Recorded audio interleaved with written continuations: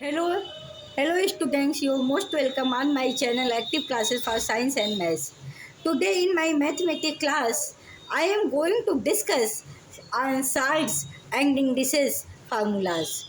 First of all, I I will teach. First of all, I will teach formulas of sides and indices. First formula number first, a power n into b power m. A power n into b power n is equal to a power m plus n.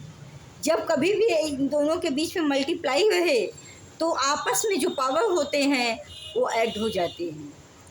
जब कभी भी इनके बीच multiply रहे तो आपस के power भी add हो जाते हैं। तो यहाँ पर स्टूडेंट ये भी जो है ए पावर यम होगा, ये भी जो है ए पावर यम होगा, ए पावर यम। जब कभी भी बेस सेम हो तो मल्टीप्लिकेशन के केस में पावर ऊपर के ऐड हो जाते हैं। ए power n into a power यम। जब भी बेस सेम हो तो पावर को प्लस कर लिया जाता है और बेस में से सिर्फ एक बेस को लिख दिया जाता है। तो a power n into a power m is equal to a power m plus n होता है। Next, a power m upon a power n. जब कोई भी बेस सेम हो और अपान में लिखा हो तो पावर माइनस कर दिया जाता है, क्योंकि ये पावर जब ऊपर जाएगा, यहाँ पॉजिटिव में है तो निगेटिव में हो जाएगा। दोनों बेस में से एक बेस लिख दिया जाता है और डिवाइडेशन के केस में पावर जो है आपका माइनस हो जाता है। तो यहाँ लिखेंगे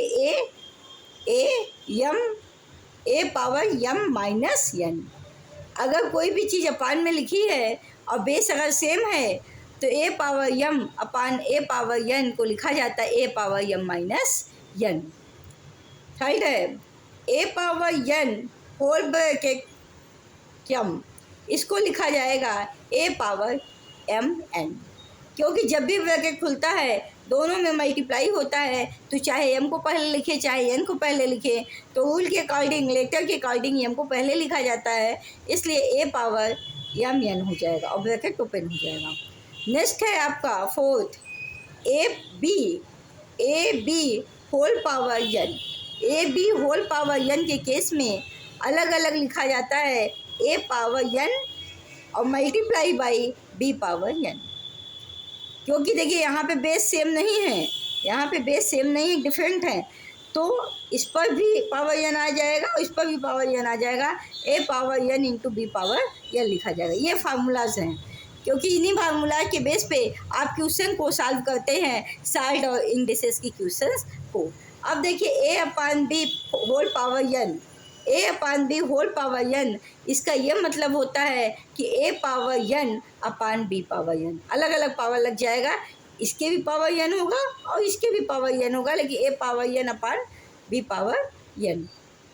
ए पावर जीरो अगर कहीं भी लिखा है तो उसकी वैल्यू 1 होती है।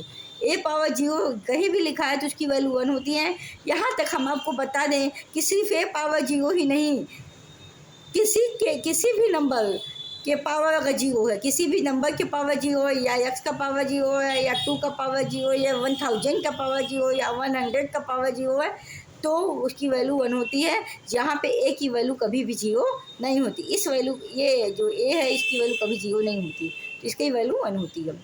और ए पावर माइनस एन, ए पावर अगर माइनस एन है तो जब हम इसको नीचे ले जाएंगे तो ये माइनस वाला प्लस में कन्वर्ट हो जाता है, तो इसको लिखते हैं 1 upon a power n, only n, positive, क्योंकि निगेटिव वाला जब अपान में जाएगा तो पॉजिटिव हो जाएगा।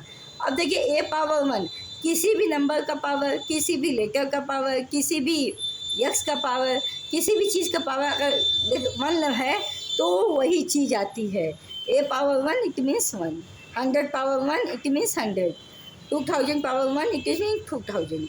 अब देखिए 1 अपान ए पावर यम लिखा गया है, 1 अपान ए पावर यम है, तो जब ये पावर ऊपर जाएगा, मतलब अपान में नहीं रहेगा, ऊपर जाएगा, तो इसकी पावर का जो सिंबल है बदल जाएगा। अगर निगेटिव है तो पॉजिटिव, पॉजिटिव है निगेटिव, तो यहाँ पॉजिटिव है तो इज इक्वल टू क्या हो जाएगा, ए पावर माइनस यम।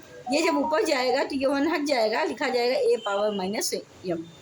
तो ये स्टूडेंट आज थे सॉल्ट और इंटीजर्स के फार्मूलाज, जिसके बेस पे आप किसी भी क्वेश्चन को सॉल्व करते हो।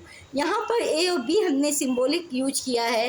ए और बी के स्थान पर कोई भी नंबर लिखा हुआ हो सकता है। यहाँ पर ए और बी के बीच में, ए और बी के प्लेस पे कोई भी नंबर लिखा हुआ हो सकता है, उसको आपको सॉल्व ऐसे ही फार्मूलाइज करना पड़ेगा।